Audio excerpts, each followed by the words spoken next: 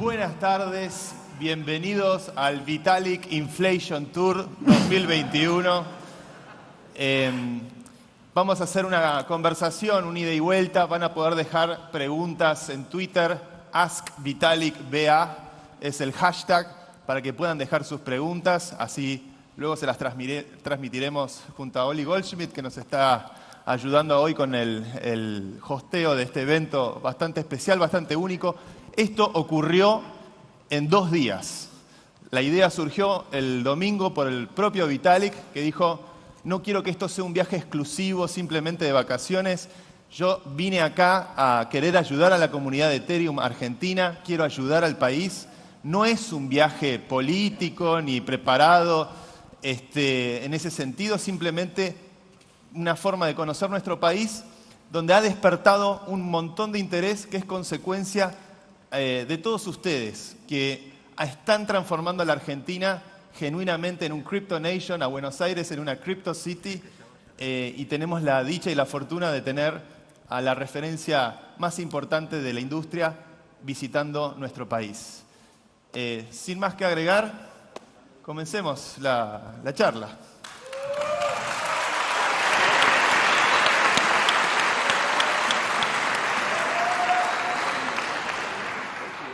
Ready when you are.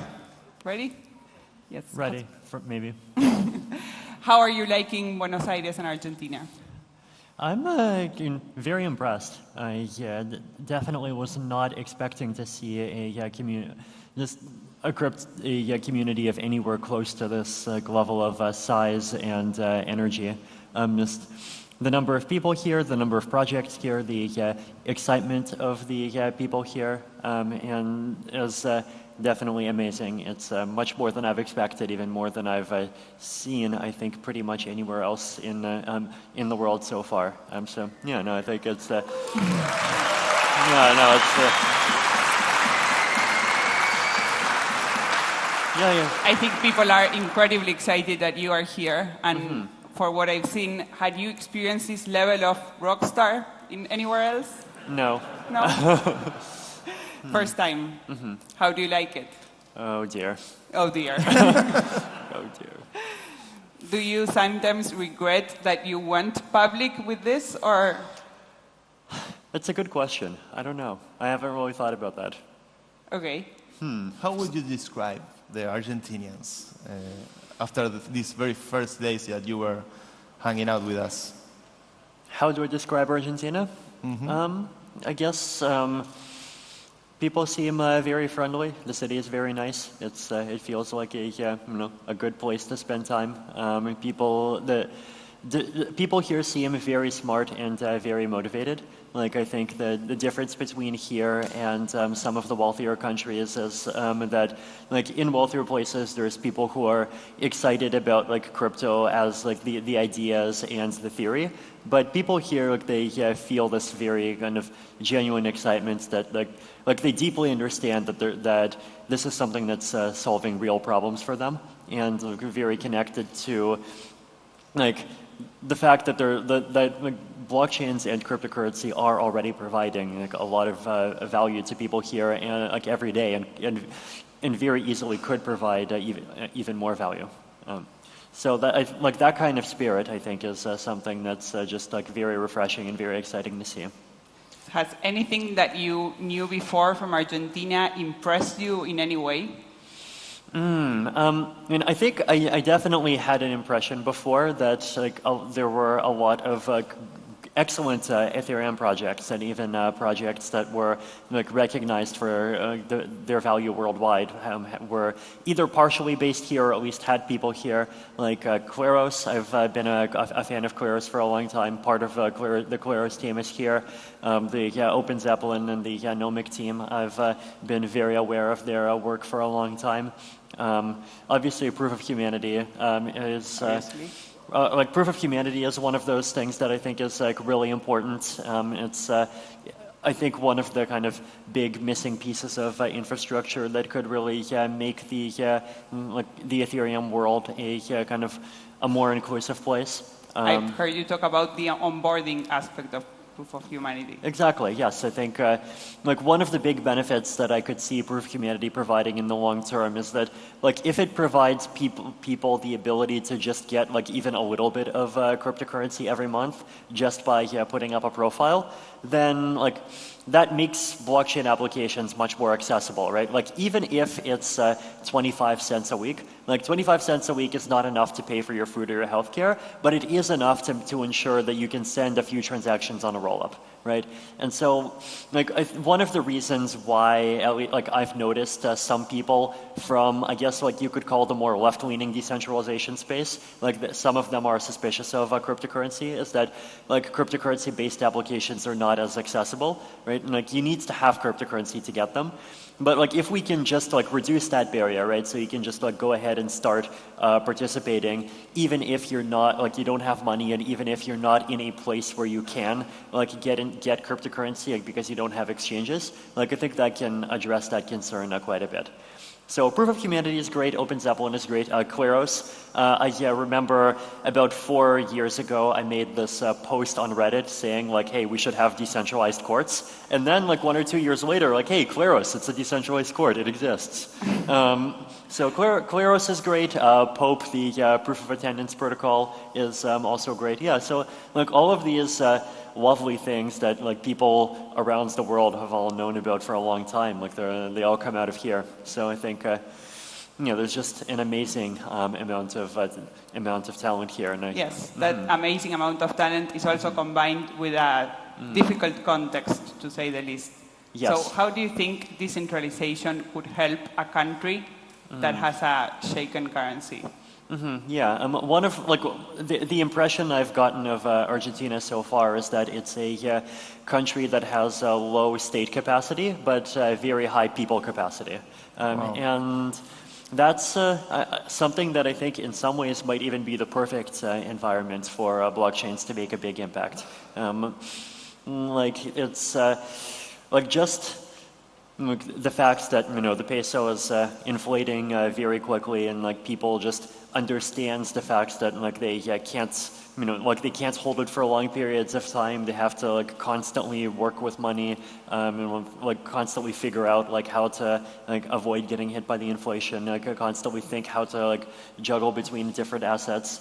It's like in environments where people can like see very clearly kind of like what money is, how money works, and one where people I think are already are open to new ideas, and like I've definitely already been seeing some signs of like just like lots of people who are just like not so much like restaurants and cafes yet from what I can tell, but just like regular people in just like various places who already accept crypto as a form of payment, and it's providing value as a medium of exchange and a store of value already.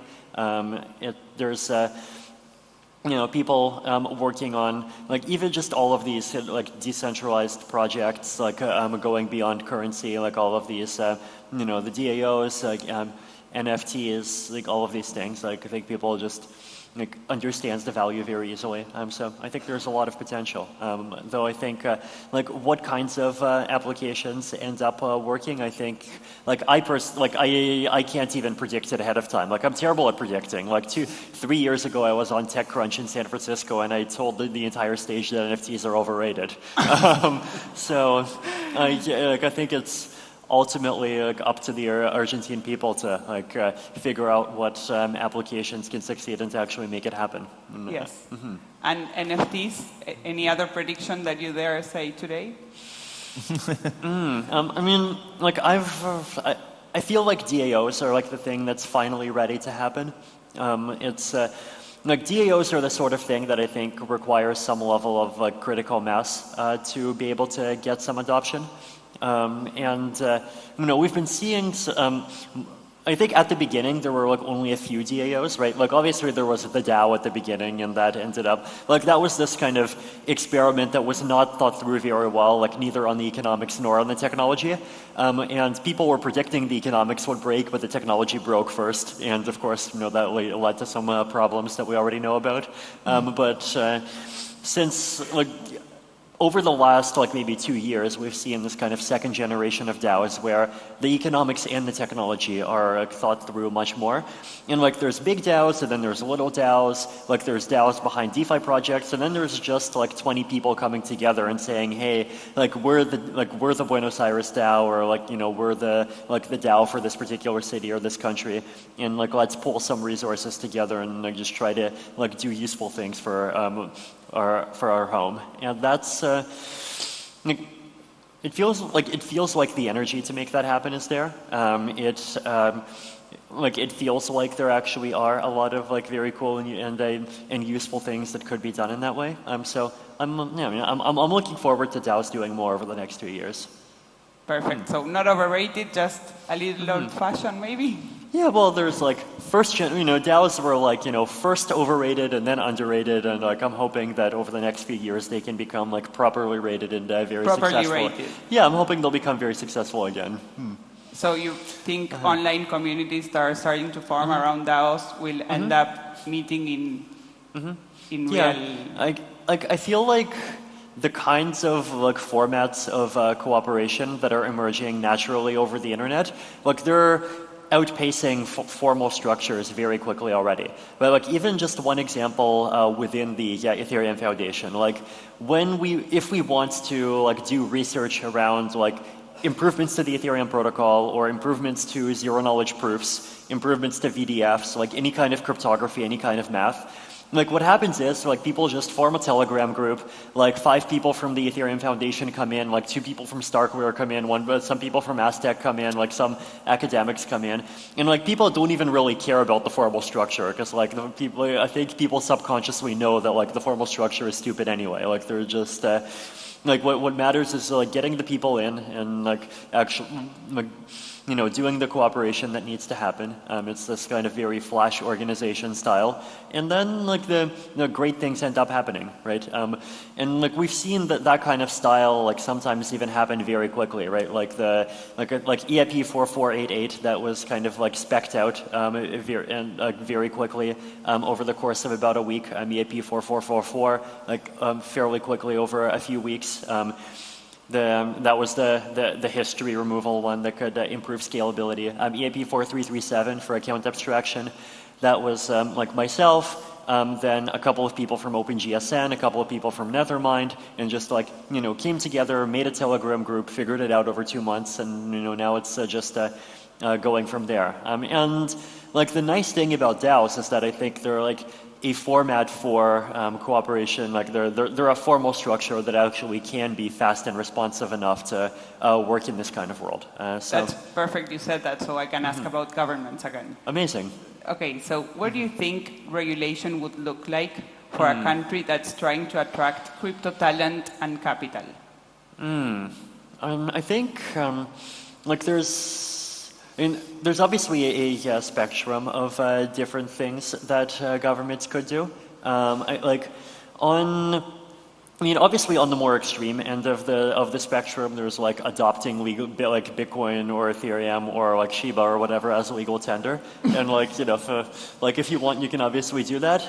Though I personally am like a fan of you know, approaches that are kind of like not top down and coercive, and where like these things happen like when, you know, you already have like a lot of popular support for the thing, and it kind of starts off being grassroots. So like just having, you know, one politician from the top kind of like push everything and that's it, like it can also be unhealthy. But, you know, like if you have that level of support, then like you could, but it's also like still unrealistic for, I think, most places now. But then on the other end, like just like much more marginal kind of lighter things, I mean, the simplest one is obviously just like not going after the crypto community, like just not like, you know, taking all of these smart people that are trying to, you know, create all of these amazing ways for people to be able to, you know, cooperate, like interact with each other, fund things, and just like that one's very obvious. Yeah, like either like, you know, not ban it, not make it like extremely difficult. I mean, it's obvious, but a lot of people do fail it, right? Yeah. So that's one. The other, like another one that's like a bit further is like legal structures that make it easier for smart contracts and DAOs to interface with the real world. So like the Wyoming DAO bill, for example, like I think it's clearly quite successful. Like there's a lot of DAOs that are actually registering in Wyoming and taking advantage of it. And like the reason why I think things like that are useful is that I think, there is a lot of opportunity for like DAOs as a structure to actually do things that like interact with physical assets in the real world, particularly land, right? Like like both myself and like a lot of economists, I think, are talking more and more about how like markets for like land and like real estate and physical property are quite broken in a lot of ways, right? Like if you just think about it very simply, like most of the time you're either a landlord or you're a tenant, right? And if you're a tenant, then like often what happens is that you have negative exposure to the community you live in, right? Like if you're a tenant, you're renting a place, and then like some new industry becomes really successful, but you're not part of it, like what do you see? Like you just see your rent going up, right? And like that leads to people like often even understandably, but like very unfortunately, like even hating people that are trying to like bring cool and successful things into places. So trying to like things like fractional ownership, I think, actually can fix that problem, right? Like if you, instead of like having this binary, you either have one place or you have 0 places, like let people build up ownership over time, even like have collective ownership. If you have like DAOs governing apartment buildings, then you could even have like, quadratic voting or some kind of governance over common areas. And if a person could even start like renting and then kind of like buy in and get more and more shares of proportion, like fractional ownership over time. So I think ideas like that, like they could be really good, right? I think there's a lot of room for experimentation there, but for that experimentation to be possible, like there has to be, the legal environment that makes it easy, right? Like the legal environment that makes it possible for people to do this without every project having to have like a $30,000 legal bill. Exactly. Yeah, so that's another one. A third one is just like making it easy for people to come. I'm a big fan of just like, visa on arrival programs for as many people as possible. Like I think, it's a global world and, but at the same time, it's a world that I think is very unevenly global, right? Like for example, myself, like, I with a Canadian passport, like I have a lot of privilege, right? Like I can go to half the world and like, I don't need to like plan visa stuff ahead of time. And I can just like go there and, like within a couple of minutes the customs accepts me, right?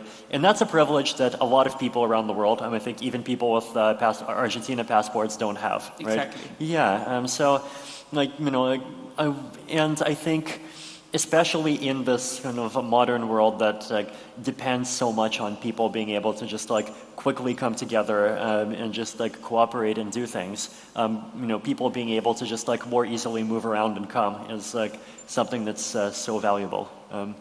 So like even just for ourselves, right? Like when the Ethereum Foundation figures out like where to like, host conferences, where to host meetups, like, is it easy for people, is it easy for our global community to come into the place? Like that's one of the criteria. So I think the more, like the better any country does on that dimension, I think the more crypto friendly it is automatically. Lower the barriers. Exactly, yeah. So, other than the regulatory aspects, for a lot of these use cases, we need Ethereum to scale. Yes. How are things going on that front? So, right now, we have this.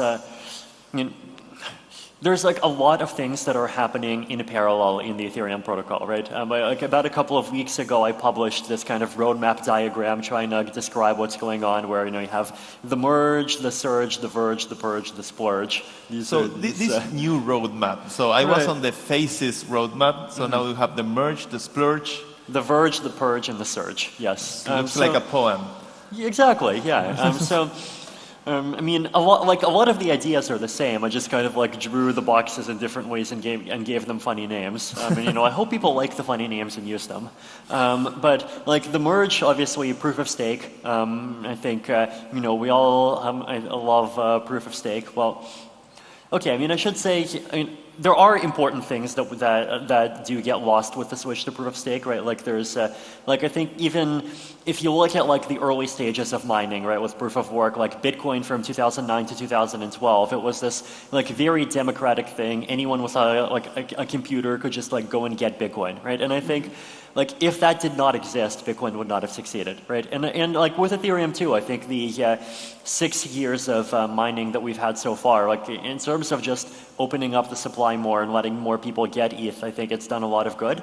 But at the same time, like in the long term, like it's an industry that centralizes more and more, and you start to, like you have to be a business, you have to have like access to cheap electricity, and at the end of the day, it also kills trees, right? So the switch to proof of stake, I think, is like very important from us for like the environmental reasons and also the efficiency reasons. Like it's also an opportunity to make the protocol much better, to have transactions confirmed faster, to like make the network more efficient, add like light client support, just like a big long list of things. So very excited about the proof of stake switch. Now the proof of stake switch by itself does not give any scalability, right? But it does make it easier to add more scalability later on. So what's happening for scalability, right? This is the surge. So there's kind of two tracks, right? There's layer 1 scalability and then there's layer 2 scalability. Back in 2016, Ethereum's scalability strategy was like very focused on layer 1, right? Like there were all of these papers and ideas that we were writing where we would say, okay, you know, we would have all of these shards, and then on every shard we would process transactions, and then the protocol would provide complicated ways to move like assets and send messages between shards. Today, the design is a bit different, right? Like there is layer 1 scaling and layer 2 scaling. So the idea of layer 2 scaling is you create these second layer networks that use the blockchain for security, right? And they're connected to the blockchain, and they put a little bit, like some data from every transaction onto the blockchain, but which they have to do for security. But most of the computation, most of the data, most things are happening off-chain, right? And so what this means is that you have a system that can scale much more than the blockchain, but it it still gets all of the security of the blockchain, right? So if everyone switched to rollups today, and if rollups became like as efficient as rollups could be today, then the scalability of Ethereum could go up by a factor of like about 100, right? So you go right now, Ethereum processes about 15 to 45 transactions a second, depending on what kinds of transactions it is. If everyone moves to rollups and if rollups become efficient, then it could go up to like 1,500 to 4,500 transactions per second. So that's layer 2 scaling. Layer 1 scaling is, so Ethereum is doing sharding, but it's a simpler form of sharding. Like it's a simpler and a safer form of sharding that basically says, instead of trying to shard execution, transactions, smart contracts, data, like everything, the sharding just shards data, right? So like the Ethereum blockchain becomes like this kind of public billboard, right? It's like a place where you can post messages, and if you post a message, then like everyone is certain that everyone can see the message if they want to. And that billboard, like today, it goes up to like maybe 100 kilobytes to 1 megabyte every 13 seconds. After sharding, it will be 32 megabytes every 12 seconds, right? So there will be much more space, and rollups that use the layer 1 will have much more space to use. And so if you have layer 1 scaling and layer 2 scaling, they combine together, right? So today, 15 to 45 TPS, layer 1 scaling, 1,500 to 4,500, or sorry, layer 2 scaling, 1,500 to 4,500, layer 2 and layer 1 scaling together, like maybe 30,000 to 100,000 transactions, and then as computers get better, it can go like even higher over time. So the future of Ethereum scaling is bright, and I think the amazing thing that has been happening over the last couple of months is that like rollups are not just the future, right? Rollups are the present. Like today, you can go and you can move your assets to Optimism. You can do things on Optimism. You can move your assets to Arbitrum. You can do things on Arbitrum. You can move assets between Optimism and Arbitrum. You can do a lot of things inside of Starknet. The Starkware has been doing just like a lot of amazing work with ZK rollups, which use zero-knowledge proofs, and so they support things like instant withdrawals. So there's like StarkNet is something where the alpha just like launched, I think, a couple of weeks ago. ZK Sync has also been around. It's like very programmable. Loopring has existed for a year, and I think they're starting to like think and work on like kind of turning into a fully featured EVM at some point soon. Polygon, today it's still a kind of like a trusted sidechain, but like they bought the Hermes team, which was an amazing decision by them. Like very happy that they they listened to the community feedback, they listened to the community that like wanted something that has a stronger trust guarantees, and now they're working on ZK rollups. So there's all of these amazing projects that are happening, and there's many more that I'm sure I even forgot to mention. Like there's just so many of these new teams, and like a lot of them, like they have things that you can go and use, right? Like I just moved 1 ETH over to Optimism, through Hop a few days ago just to see how easy it is, and it's like not that hard. So I think. Were you stressed anyways, or no? No, I don't think stress. I was stressed. No. So I think like the user experience is only going to improve, and like developers now can actually like start to see what the experience of layer 2 centric Ethereum will look like, and I think it will only get better from here. Well, let's say we're in this future where we have 100,000 TPS. Obviously, during the first years of Ethereum, the use cases have been mostly financially oriented, like DeFi, because they had to be profitable contracts. But now that we have that kind of bandwidth, what new use cases beyond DeFi will emerge? What uses of Ethereum do you expect in a world where gas is cheap, bandwidth is pretty big? I mean, I'm hoping that ENS is going to get used much more. I think ENS has been still the most successful non-financial Ethereum application so far. I mean, for those who don't know, ENS is the Ethereum name system. Like what it is, it's basically a kind of decentralized phone book, right? So basically, like anyone can go and register a name. So for example, I have Vitalik.eth, and there is a smart contract on Ethereum that stores a mapping that Vitalik.eth points to 0xD8DA blah, blah, blah, blah, right? Like my Ethereum address. And so if you go in like any Ethereum wallet, like MetaMask supports this, Brave supports this, like I think all of the big Ethereum wallets support this. Like if you want to send me money, which by the way you shouldn't, then yeah, like if you want to create a dog coin and advertise it as having my support, even though I don't actually support it and I've never heard of it, then you can type in Vitalik.eth and then type in how many trillions of dog coins you want to send, and then you click send, right? Like you don't even have to copy paste my address. So that happened to you recently? I guess, yeah. I mean, but please don't do that, right? It's very clear. No one here is sending you money. Yeah, if you want to send, first of all, don't create a dog coin. We've done enough dogs. I think we should do monkeys. If anyone here has been to Singapore, the Singaporean monkeys are incredibly cute, right? If you go on my blog, Vitalik.ca, there is an article, and notes on 2020. If you just scroll down, I have a picture in there of 2 of the Singaporean monkeys. They're just amazing. And then I even saw in Costa Rica, there's howler monkeys that are really lovely. Does Argentina have monkeys? Not really, no. Not really, okay, but Latin America has monkeys. I think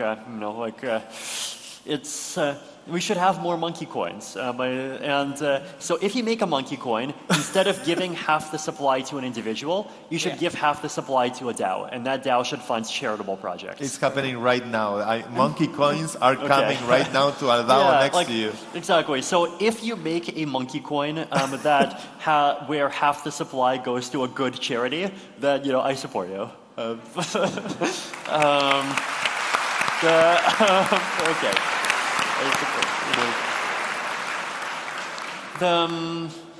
Okay. So we were talking about ENS, right? ENS, right? Yeah. So ENS, I think, is an amazing Ethereum application. A lot of people use it. I even moved my blog over to I use ENS and IPFS, right? Because like my blog is stored on a centralized server, but the problem now is that so many people try to click on it and access it that whenever I post a new article on Twitter, the server just gets DOSed and nobody can actually read the article for at least a few hours. And about that, Yeah. your last article on your blog post was published while you were here, right? Yes. Was it influenced in any way? Good question. I don't know. Well, I guess. Who should I ask? Maybe. Is crypto a bulldozer? I mean, in some ways it is, and I hope it can be a very positive one.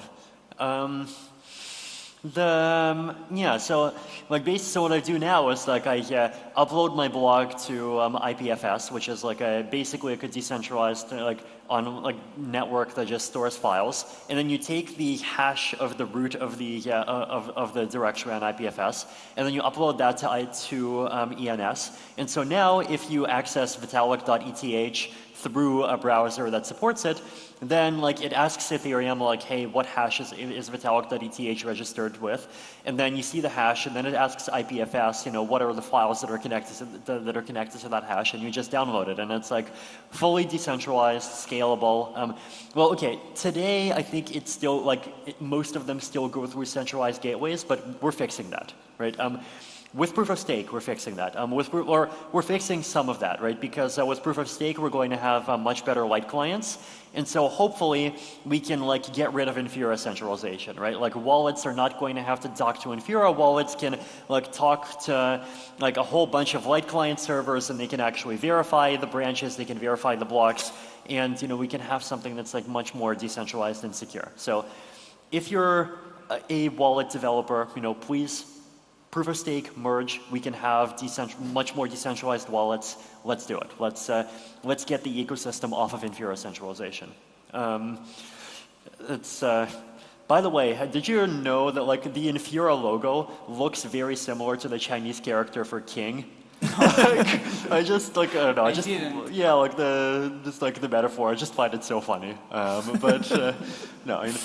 I know they're great people. I really appreciate their work for making Ethereum more usable. But I think 2022 we can make Ethereum decentralized and usable. Let's do it. What is your fear? We've seen recently action from some governments against proof of work chains. Yes. Against miners specifically. In China, suddenly a lot of miners had to find new jurisdictions.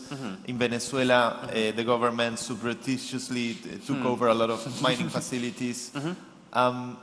What is the risk with proof of stake where if a government wants to take a hostile action against the network, what's your fear?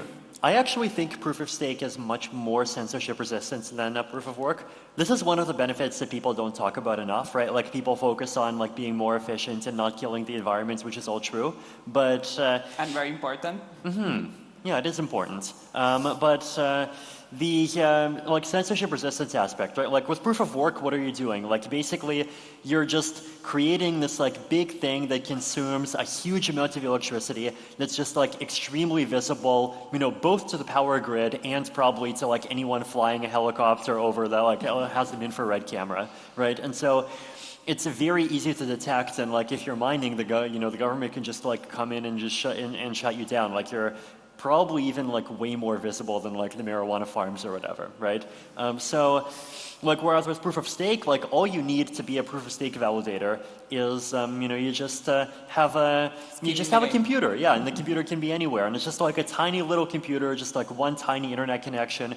The data bandwidth is much less than someone torrenting, so it's I think it's very censorship resistant, and it's much more resilient in that way. So, another good side benefit of proof of stake.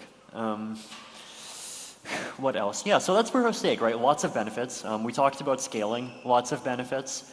I don't know. Do we want to talk about the Verge? I know it's kind of technical, Verkle trees. Basically, the idea is that you'll be able to verify individual Ethereum blocks without having this big hard drive that stores the state, and without having to verify every single block in history before that, which I think is really cool, right? You can basically have a node just you can verify Ethereum blocks, and you can even verify any specific Ethereum block that you want. be able to, like, once you have a node, you just like turn it online and like just like start participating immediately. If you're a proof of stake validator, you're not going to need a big hard drive. You'll be able to like just go and like just, you know, even if you only have like a couple of gigabytes, you'll be able to just like go and be a staker. So I think it's Would you be able to validate from a mobile phone?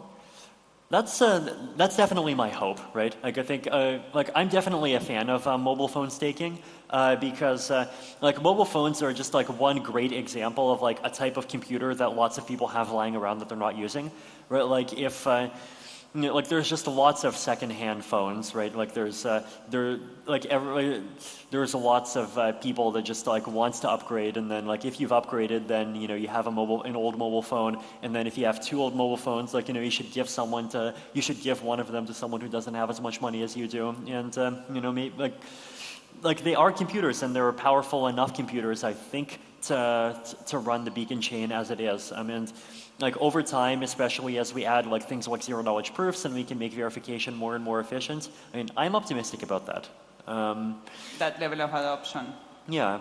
So that's The Verge. The Verge is great. What else is there? There's The Purge, which is like basically, once again, like it's even more efficiency, right? Like nodes don't have to, you know, store the entire like 7 years of history anymore. Clients can get smaller because because they don't have to like have all of this really complicated code for things from 2015. So just like all of these different things that we're doing to try to make the Ethereum protocol kind of like get lighter, become simpler, become safer over time. Like I think like a lot of people sometimes, like, I mean, even especially sometimes from the Bitcoin side, criticize Ethereum for being this kind of like big bulky thing where, you know, it's hard to run a node, the code is really complicated and all of these things. But like there's all of these different things that are on the roadmap that are all about reducing that problem over time, right? Like there's like Virtual trees reduce that problem a lot. The history pruning reduces that problem by a lot. Even like the layer 2 scaling strategy, right? Like it reduces that problem by a lot. So I think like my personal hope is that I think over the next 5 years, like Ethereum is going to get significantly lighter as a blockchain, and I think like it's really important, right? I think like today there's a lot of projects that try to kind of sacrifice decentralization for short-term scaling, and like I totally get why people are using those projects, right? Like because you know people want like to be on platforms where they can like use them and like where sending a transaction doesn't take like 2 weeks' salary, which is like very fair. But I think you know there is this roadmap. Layer 2 protocols exist already. Layer 2 protocols are like much better than they were 1 month ago, and they'll be even better 3 months from now, and they'll be even better 6 months from now. You know, we're going to have a future where we will have scalability, and at the same time, like I think the Ethereum community as a whole like does really cherish decentralization. Like if you just like look at the hard work that's being done by all the client teams, if you look at the hard work that's being done by all these layer 2 teams, like everyone really values this, and I think you know people do see I think the same future that I see, where over the next 5 years, like the protocol's going to be one that's like much easier to participate in, like despite being much more scalable than even what we see today. So one of the challenges, other than the technical aspects, is the community and the leadership in these protocols. How do you lead yourself, the Ethereum community? What do you think are valuable lessons that you as a leader of the community, like good practices and a good culture that should be instilled into many of these projects and many of these ideas? So I guess like my view on leadership and decentralization is that like to me decentralization is not an absence of leadership, right? Decentralization is about creating structures where like there can be leaders, but it's much more based on soft power and hard power. It's like leaders cannot just like go and say, you know, this is the way it will be because it's my will and screw you. It's much like to continue to be a leader, you have to continue to earn people's respect, and respect is something that you can lose at any time. right? And it's about having structures where new leaders can emerge permissionlessly. So if someone has good ideas, then they can kind of like rise up and get recognized naturally, and that's something that I think the Ethereum community gets better and better at, right? I think like there are definitely projects in the crypto space that's like. That do have this kind of approach to decentralization that like really is about kind of like the rejection of any kind of leaders at all. And like you see this sometimes, especially in the projects that kind of emerge as forks, like or even emerge as rebellions, right? Like often, like the way that they start is that they start as a group of people that are unhappy about, what they see as like a centralized and dictatorial decision made by some majority. But then they go off and they create their own thing, but then they realize that like they don't really have a vision that they can coordinate around, right? And like everyone is like focused on resisting that, like there's no good direction that the project actually ends up going, right? So the anger is not enough. Exactly, yeah. Anger is not enough. You need a positive vision. I think that's true in politics. I think that's true in crypto. And like I think in Ethereum, right, like it's gotten more and more decentralized over time. And I think we're seeing the emergence of like more and more excellent even like leaders over time. Like Danny Ryan, for example, has done a really excellent job of, coordinating, like basically being the bridge between the research community and the client developers, and like pushing his vision for like how the merge actually becomes a reality. Like Justin has done a great job of kind of expressing his ideas for like what Ethereum can be, how it can evolve technologically. Dankrad has been doing more and more. So great leaders on the technology, great community leaders. I think even like Sante has been a great community leader for Ethereum. I think so too. Yeah, Thank you. I think the Ethereum community is I personally think it's even already at the point where even if I disappear tomorrow, I think it's going to continue to be a really great blockchain. Obviously, I have no plans to disappear tomorrow, but yeah. Well. So how do you see, let's say in a couple of decades from now, the younger generations have grown up, these networks are scaling, are everywhere. Do you see this might bring a change in the landscape of the geopolitical scenario? It might disrupt nation states. We might get cities emancipating from countries, or... Quite a bit. I mean, I think like decentralized technologies in general are, I think, going to help smaller countries more than they will help bigger countries.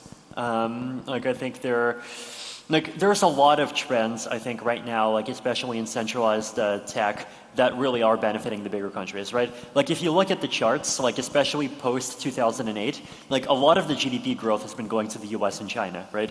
Like the US has been, like if you look at the numbers, it's actually doing great, right? Like it's the one of the very few lines that's was going up before and it's going up still. China was going up before and it's going up still. Obviously slower than before, and it'll keep getting slower because like catch-up growth only gets you so far, but still going up. A lot of the smaller economies, like they're fairly flat, and I think the network effects of a lot of these more centralized technologies are a big part of that. But one thing that we've seen, I think, is that like not every game is a game that the big countries are better at, right? Even if you look at COVID, like COVID, I think is a game where it's not at all obvious that the big countries do a better job, right? Like. Like very small ones, like like New Zealand, for example, I think like did very well at the beginning. But meanwhile, the United States did less well at the beginning. Russia has, not been doing this that well the whole time. A lot of the smaller like if you just look around in the world and like see like how well the different places are doing at different periods, like I see no correlation between like how big or how small a place is and like what its fortunes have been. And like to me, the value of crypto is in enabling this kind of cooperation that's much more transnational. And so I guess like the question is like, can, like Latin America, for example, like get the benefits of like looking like a big country without actually being politically centralized? And, maybe crypto is part of the way to make that the answer be yes. So that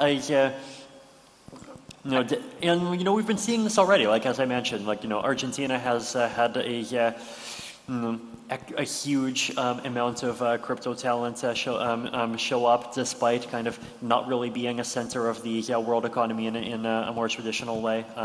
We've been seeing a lot of great stuff come out of Singapore, a lot of great crypto stuff come out of Taiwan, a lot of great especially like really amazing zero knowledge work. A lot of things come out of even just like communities that are scattered between a lot of different countries. So I think crypto really is a big opportunity in that way. So opportunity for smaller countries, opportunity for countries that have not been winners for the last 15 years. And I also think like a lot of consequences are unpredictable, right? Like there's the famous quote that like a good sci-fi author predicts the car, a great sci-fi author predicts the traffic jam. The question is like, what are the unintended consequences that are going to come out of like any new technology? And like, I don't know. I think, I guess we're about to find out and see. What were ones that you got wrong? Predictions that I got wrong. I mean, I mentioned already, right, that I did not predict NFTs. What else did I? I'm only asking because you got many right. So I'm going for the exception. Yeah, let me think. Like, what are some big things that I've changed my mind on? Obviously, like development schedules, how fast proof of stake would come out, how fast sharding would come out. Definitely very wrong on that. But then, like, I think like almost everyone has gotten that wrong, right? Like even the Bitcoin Lightning Network, for example, like it's like people were like talking about it as like an alternative to like increasing the block size, as though it would actually get like released within a similar amount of time. But then we're here 5 years later and it's still getting technical challenges. But like that's fine, right? Like it's there's a lot of these really like brilliant and smart people trying to like take the ideas behind the Lightning Network and turn them into something that's like as efficient and as practical for real people to be able to use.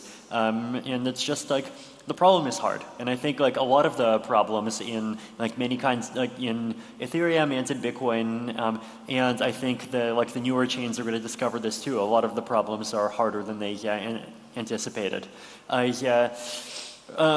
Like people who have been in Ethereum for a long time might remember the 2016 Shanghai attacks. So this is not the DAO attack, the Shanghai attacks. So this is in September to October 2016, there was this period in Ethereum's history, like about 1 month, where some very smart hacker, we still have no idea who it was, just like kept on finding bugs in the Ethereum protocol, right? Like it kept on finding like all sorts of different ways to make the Ethereum network slow down, like all of the inefficiencies in the Ethereum client implementations. And like for a long time, Ethereum struggled, right? Now, one good thing about Ethereum, right, is that I do think the community really values decentralization, and one of the ways in which it values decentralization is that we have multiple implementations, right? Like there's multiple different software implementations of the same protocol, and so like it's not, the developers don't control Ethereum, right? Like even like one development team can't just go implement what it wants because, well, they have to talk to the other development teams. And at the time in 2016, we had two implementations. There were Geth and Parity. I mean, today we have Geth, Nethermind, Teku, and Aragon, right? And then also for the consensus layer clients, there's Prism and Lighthouse and Nimbus. And Lodestar more and more. But at the time we had two. And the attacker was not able to break both clients at the same time, right? Like sometimes the attacker would be able to find some attack that would break the way the Geth client does things, but then parity would keep working. Sometimes the attacker would find things that parity could not handle, but Geth would keep working. And so like the power users, they would just run both and they would just like switch from one to the other, right? But the Ethereum network still had this period of 1 month where we just like, it was this constant ongoing cyber war where, you know, like almost any minute, like the attacker would just like come up with some new attack and then oops, the chain, you know, the chain is really slow again, we have to make a fix. And it would be this big back and forth. Eventually we even have to do a hard fork. So like the attacker eventually did find a bug in the actual protocol, but you know, only one. It was the like making lots of self-destructs happen very cheaply. But then after that, like eventually we won. And so, you know, any new chain that exists, like eventually they're going to get their Shanghai attacker. And you know, are they going to be able to handle their equivalent of a Shanghai attacker? We're going to see. So maybe you can tell them how you've managed to do it. You should give some advice to the Solana folks. I mean, like obviously, like make sure like to do a good job of figuring out like how the gas pricing works, right? Like a lot of people don't do gas pricing well. It's a hard problem. I don't know. I mean, like the simplest hack is to just copy the EVM and then find some like wrappers to parallelize it, right? Which there are actually some good ideas on how to parallelize the EVM. Like there is EIP 648, which was like, I think it was called easy parallelizability. It was my proposal for how to turn the EVM into something multi-core. Like I've talked to the Optimism people about this and they're excited about trying to implement it. I mean, I think Arbitrum people might be as well. So like if I was, let's say, Binance Smart Chain, right? Because like Solana so far has taken the route of saying they're going to create their own VM. But if you're just copying the EVM, then like which BSC has done, right? And BSC, you know, they do have a lot of users. So if they want to like get more scaling by parallelizing, then you know maybe they could implement EIP 648, and then like they could actually make a serious contribution to you know Ethereum ecosystem research. Yeah, you know, hope they do. Open invitation. So. Yeah, no, like this, there like scaling tricks are definitely this kind of really fascinating and tough challenge, and I'm looking forward to seeing, you know, both how these like other layer 1 chains and also how the layer 2s and like the Ethereum rollup family manage to solve them over the next couple of years. It will be really fun. So beyond the crypto and Ethereum, I heard that, for example, you have an interest in life extension technologies. Yeah. Like what areas of tech are you looking into, and why you have interest in those areas? Yeah, I mean, I think biotech in general is very exciting. Like, I think it's very possible that we're going to see as much progress in biotech over the next 70 years as we saw in computing over the last 70 years.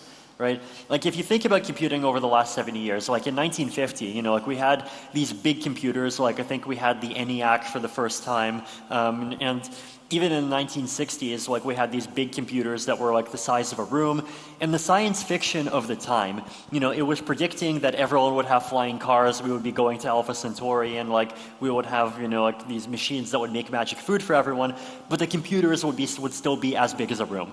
What happens in reality? We don't have the flying cars yet, though that might be changing soon. You know, we're not in Alpha Centauri yet, but you know, the computers, like.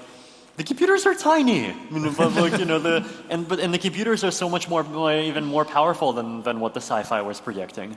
So, like, what is the equivalent of like ENIAC to a modern smartphone for biology? And I think the equivalent is like going from where biology is today, which is already amazing, right? Like if you look at like just how quickly the COVID vaccines managed to be developed, like I think it's like a massive testament to human ingenuity, right? Like the vaccines, like basically, like it went from the viruses being sequenced to people figuring out what the vaccine would look like, you know, within a few days to a few weeks. Like the only reasons I think we did not have vaccines like half a year before we actually did are like procedural reasons, right? Like basically people are much more afraid of negative consequences as a result of action than they are of negative consequences as a result of inaction, right? Because if there's negative consequences because of inaction, like who do you blame, right? So I think like it's only because of human problems that like, you know, we didn't just like already have everyone vaccinated by the end of 2020. Like so the state of that technology is amazing today, but like what would that be that plus 70 years? Like I'm already reading articles that say like, oh, there's like some Japanese team that's developing vaccines against senescent cells. Senescent cells are like this one, basically what happens is that like cells like have problems in them, and normally when a cell has a problem, like it commits suicide, right? Like the fancy biology term for this is apoptosis, like the cell just blows up. But sometimes the cell breaks in such a way that like even the mechanism for the cell apoptosizing also breaks, and so they just kind of sit there and the cell just kind of keeps, you know, spewing poisons in your body. And there's like this theory that this is one of the major mechanisms for how aging happens. Like there's just more and more senescent cells and they keep like spreading junk in our bodies, and this like causes things to degrade. Not the only mechanism, but one of them, right? And like apparently this team has like a vaccine that might be able to like do something against these cells.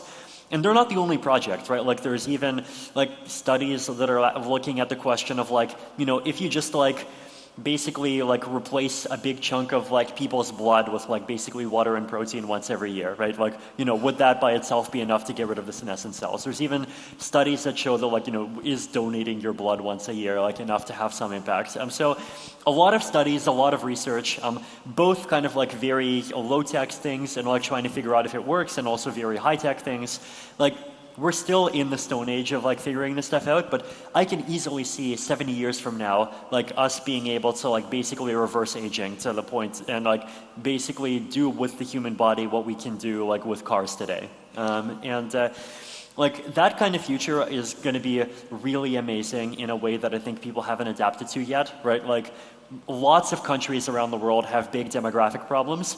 If aging, you know, stops being a problem, then, you know, they don't have demographic problems anymore. You know, if like population decline, huge problem. We might not have population decline as a problem anymore. And, you know, population's going to go up. Well, you know, guess what? Like we also have these amazing people that are figuring out how to like how to set ourselves up on Mars. We're even figuring out ways to like just, you know, do much more efficient and better agriculture here on Earth. We're figuring like there's technologies for carbon capture. There's like technologies for just like improving the environment on our even on our own planet as it is today. So there's just like technologically there's just so much that we could be excited about.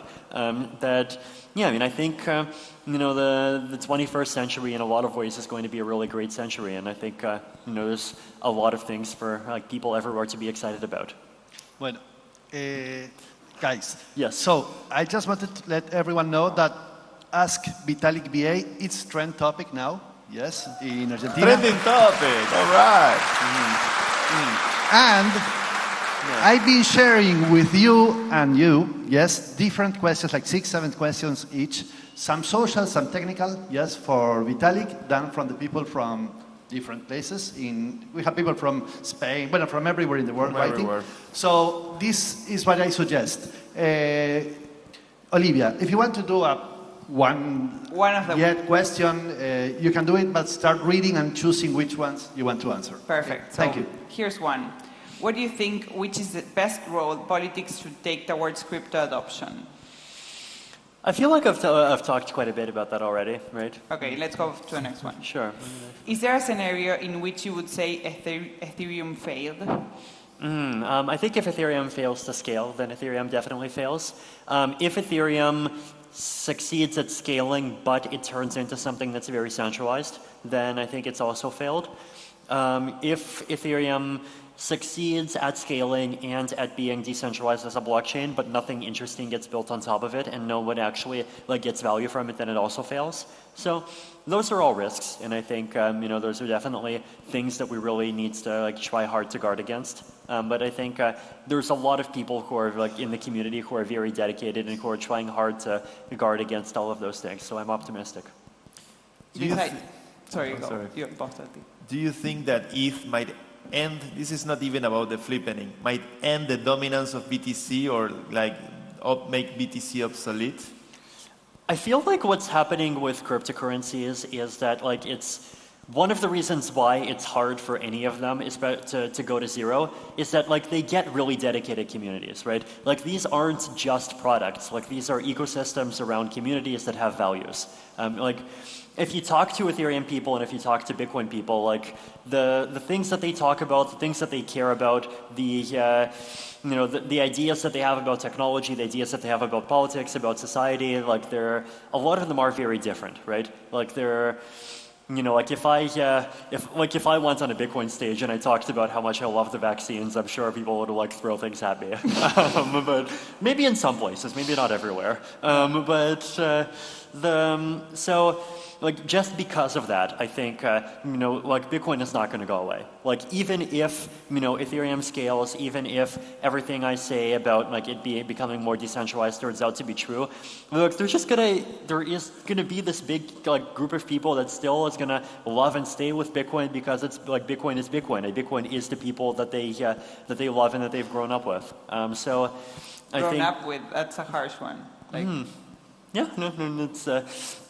I really do think that both Bitcoin and Ethereum have enough people that are kind of like very just like dedicated with their lives to it to that extent that it's neither of them are going to disappear. These really are digital nations in that way.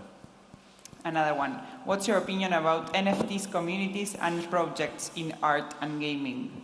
I mean, I'm very happy to see that NFTs are just are so successful among artists. Like I think art is it is a public good. It's something that provides value to a lot of people, but it's something that can be very difficult to find business models for directly.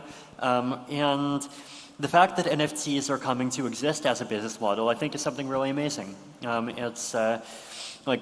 definitely happy to see just like there being more models for funding things.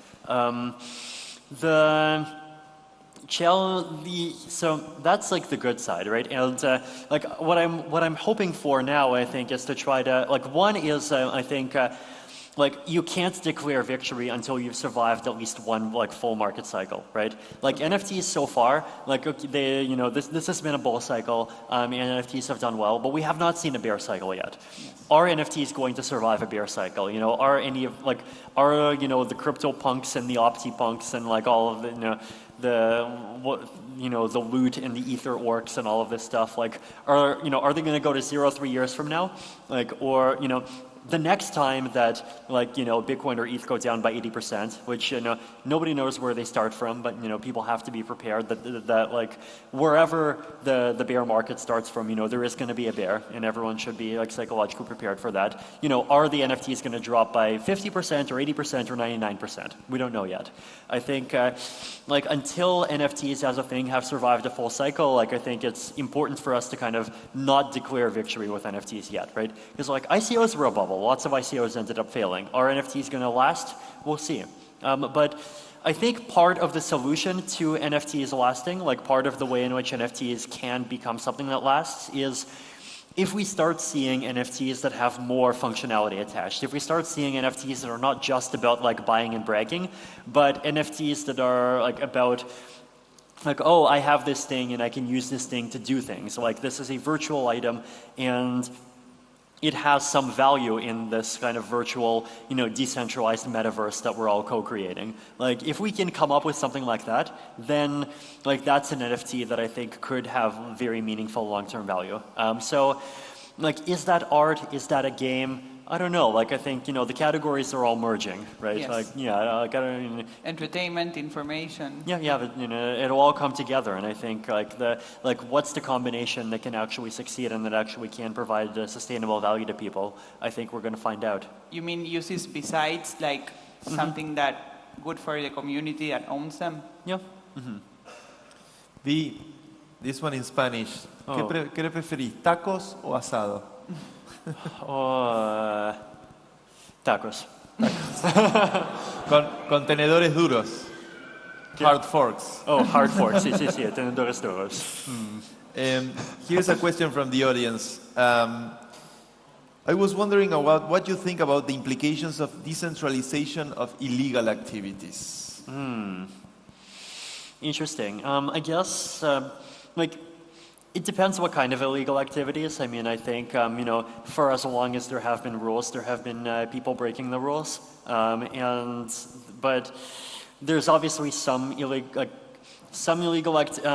activities that are like actually totally fine, and then there's some illegal activities that are harmful, and there's some that don't really need decentralization, but there's also some that do need decentralization, or that at least do benefit quite a bit from decentralization. I think, like, ultimately we can't solve every problem, right? And there has never been an age in human history without problems. But, you know, there are things that we as a community can do to try to mitigate at least some of them. Like, one example of an illegal activity that I think is bad and where I think, like, we can do something is scams, right? Like, scams are, I mean, they're bad, they're illegal, and they are something that I think is harmful, like, both to society and to, especially in lower income countries where there's a lot of people who don't have financial education, and, like, there's just, like, you know, people who are bad people and that are trying to, like, go after their savings. And we as a community, I think, could make an impact by trying to, like, do more in, like, both warning people about the scams, even, like, people who make things like wallets, like people who make the gateways that people use to access the crypto world. Like, they could do more in trying to, like, be very quick and proactive in, like, detecting what the scams are, and, like, you know, like, if people end up, like, going into them without realizing it, then, like, actually stopping them. So you think that level of control is going to come from inside the crypto community? I mean, I think, like, obviously, if it doesn't come from the crypto community, it'll come from governments. But if it comes from governments, then, like, you know, we know, like, as I said, right, like, you know, Argentina, you know, low state capacity, high people capacity. And, like, that's, I think it's even... That might be our best slogan yet. Yeah, I mean, it's true of a lot of places, right? So, like, the government solution, if it has to come to that, like, will be very ham-fisted. It's going to end up destroying a lot of good things. Like, we even saw this with ICO. Right, like, we even... The government is tampering with the mic.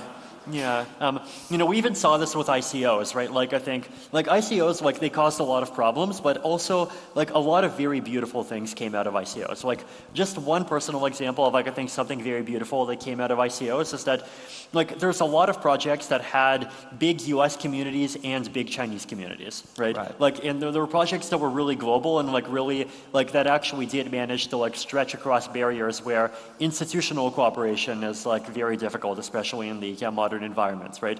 And, like, the only way that could happen is that it's grassroots to grassroots, and, like, you have projects and you have people on, you know, both sides, even on all sides, that saw the ICO and that bought in and that became part of that community.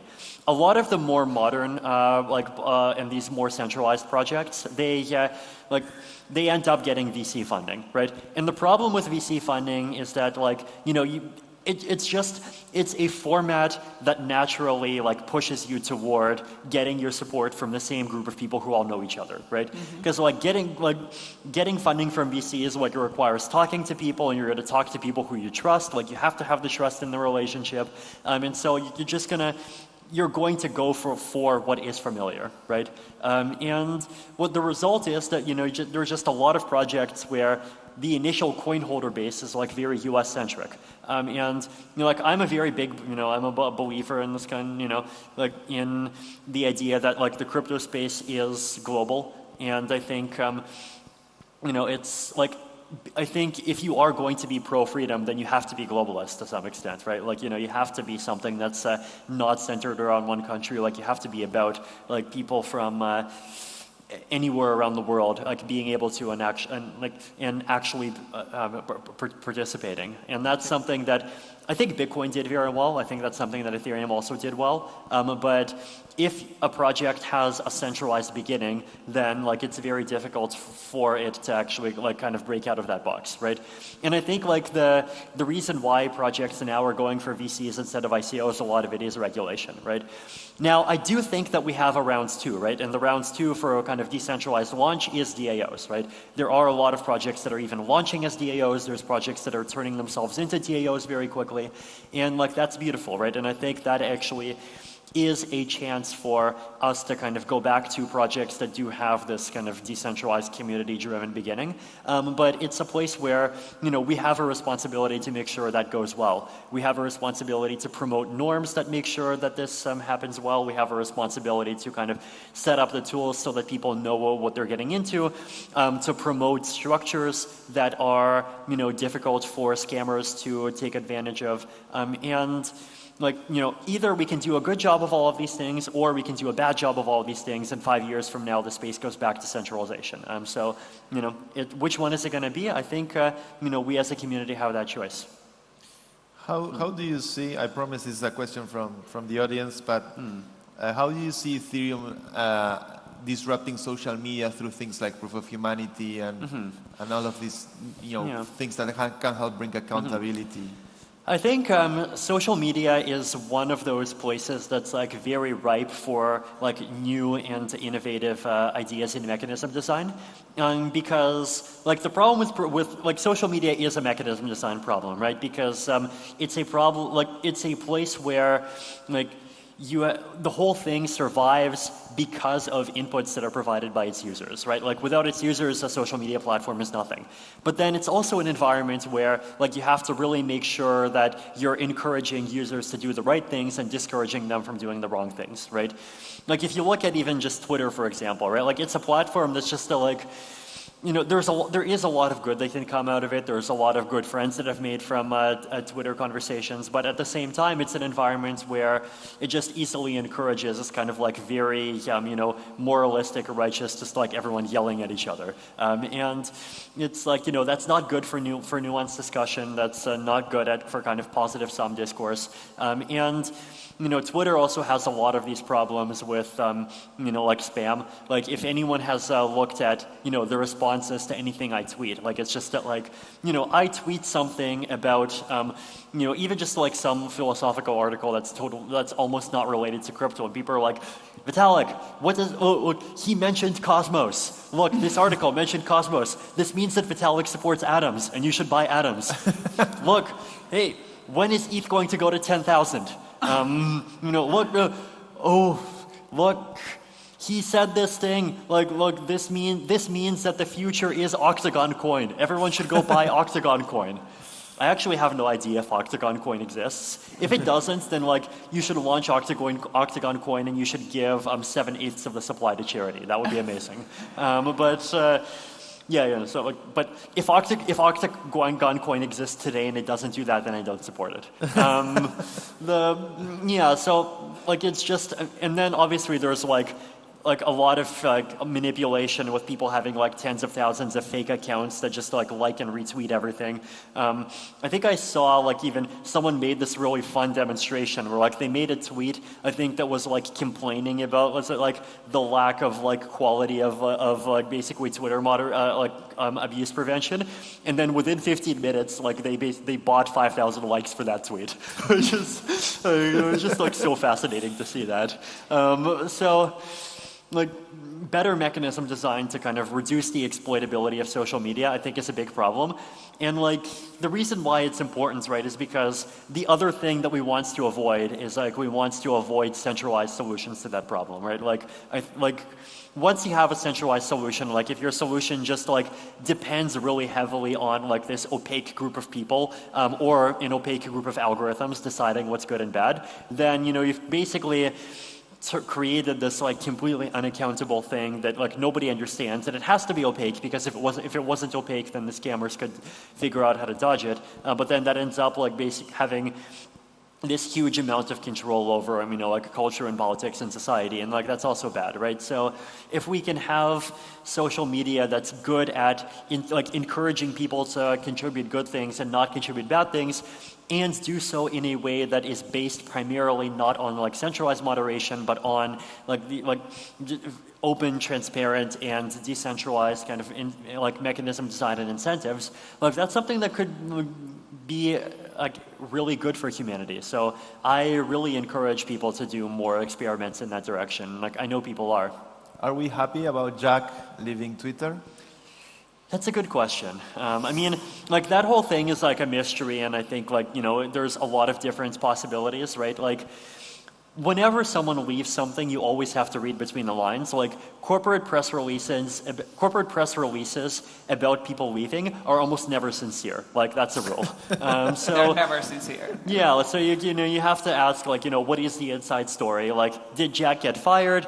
Did Jack maybe leave because he saw that there isn't that much opportunity to do things from Twitter on the inside, and like, did he want to just focus full time on promoting like his vision of open permissionless finance through Bitcoin on Square? I mean, I don't know. I don't have access to the inside of his brain. Like I feel like I have like actually few of these like magic backdoor communication channels than people think. Or like even all these government people I talk to, that's not me. That's like the other local community people. While he still has his handle, he tweeted last night something about Web3 and VC funding. Yeah, like Jack said that he does not like Web3. That was fascinating. I think. I don't know. I think part of it might be this kind of like this Bitcoin mindset that says that like money needs to be decentralized, but like everything else, centralization is totally fine, which like I personally don't get. I mean, I don't know. Maybe Bitcoin people can make a defense of it. Maybe they can make a tweet storm or maybe a blog article and they can upload it to IPFS. But yeah, I mean, that's not my viewpoint, right? Like that's their. So I think. IPF, like, to me, decentralization, like, is, and like, especially the idea of credible neutrality, this idea of like creating mechanisms where, like, when you need to, like, have kind of some kind of engineering, like, protocols to like encourage people to do more good things and fewer bad things, like, having that be based on open and transparent rules where everyone can understand, like, why those rules are there and why those rules, like, don't just, like, favor one political party, is, something that I think is really valuable, and I think it's something that the Ethereum community, for example, understands very deeply. So I want more decentralized social media. I want more decentralized currency. I want more decentralized stablecoin. Well, okay, no, I think stablecoins are actually fine. Like I think most of the time, people who like innovate and say, "Oh, look, I have a new stablecoin that has like better algorithmic governance. Please, VCs, give me $25 million." Like. That seems to have a very bad track record, and unless you're a hacker, then it has a great track record. So, stablecoins are okay, but like we need more innovation in DAOs. We need more really good work in like layer 2 scaling and privacy, in interfaces between decentralized technology and the physical world. Like more like startups or even like DAOs working on. Like things like fractional ownership of real estate that I mentioned before. I think we need all of this stuff. I think the value of decentralization goes far beyond money. I guess I love cryptocurrency. I love Web3. I love blockchains. I love zero knowledge proofs. I think do I love distributed ledger technology? If the ledgers are politically decentralized too, then I love it. I mean, like consortium chains, I think have clearly mostly failed. Everyone keep building. Okay, another question from the audience. Everyone keep building.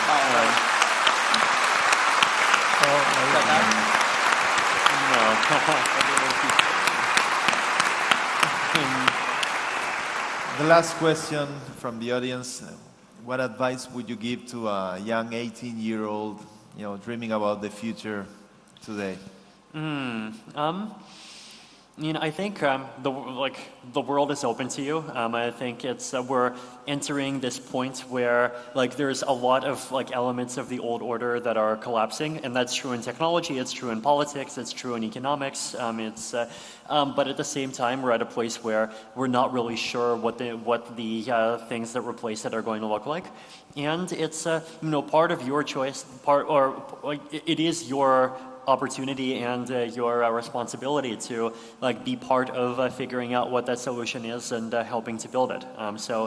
The world is open. Blockchains in particular are a space that is, I think, still very accessible. There's a lot of different communities. You can go in and like participate, try to build something, talk to people locally, go online, join the Discords, join the Telegrams, like try to figure out and see if there's something out of this space where that you can be part of, and something great that you can make. Vitalik. I think a big thank you is in order from all of us to you. I think so that thank you very much for coming here. It means a lot.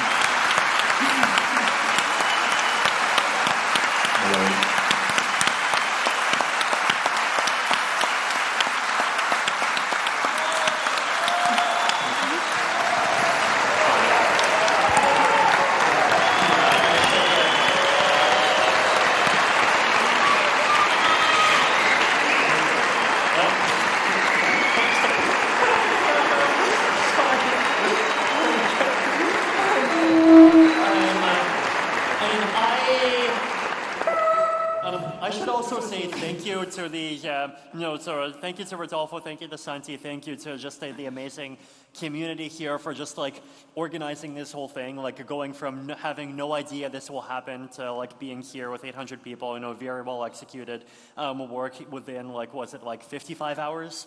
As I said, very high people capacity. It's amazing.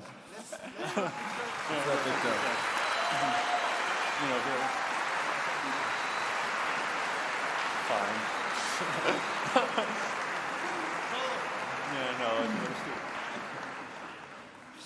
Hi, people. Oh, thank you. Okay. What ¿Qué is le it? dice? ¿Qué le dieron? La remera. Okay. Ahora vamos a ver. Thank you, Vitalik. Vitalik, I've done, hello. I've done several events, yes. I don't remember to see such a packed event yet. Yes, so congratulations. You are changing. Congratulations to Argentina. And we had thousands of people watching online at the same time. It is not an understatement that in these 5 days you've been in Argentina. Very likely you have changed the history of this country. And we will see what happens in the future now. Thank you, Vitalik, for coming to Argentina. Thank you.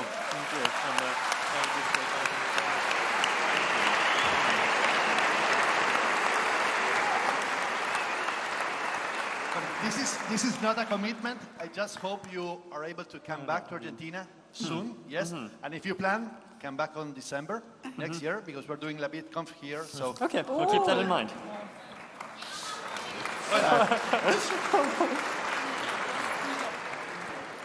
Muchas gracias a todos por venir. Gracias a todos. Ha sido una noche inolvidable. ¡Uy! Oh, currículums, ¿qué es eso? Curriculum. CVs. Well, a big round of applause again, please.